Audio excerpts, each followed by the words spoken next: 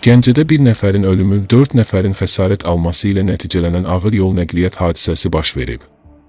Kanal 10 TV Azərbaycan APA-ya istinadən xəbər verir ki, hadisə Heydər Əliyev prospekti ilə Ələkbər bəy Rəfibəyli küçəsinin kəsişməsində qeydə alınıb.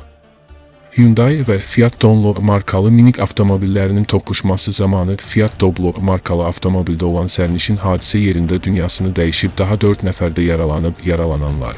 1996-cı il təvəllüdlü Ramal Mehdiyev, 1989-cu il təvəllüdlü Əziz Verdiyev, 2003-cü il təvəllüdlü Əli Nağızadə və 1962-ci il təvəllüdlü Kərimova Tahirə isə xəsarət alıb. Yaralılar dərhal xəstəxanaya çatdırılıb, onlara yardım edilib. Vəziyyətlərinin orta ağır olduğu bildirilir.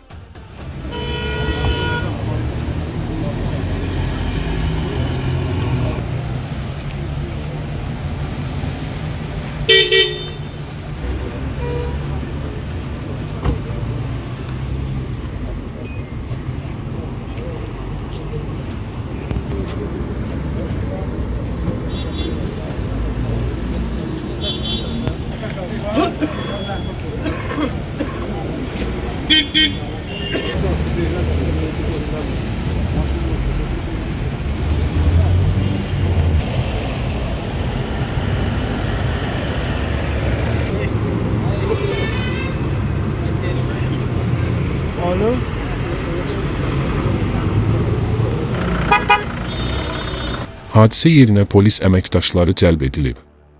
Faktla bağlı araşdırma aparılır.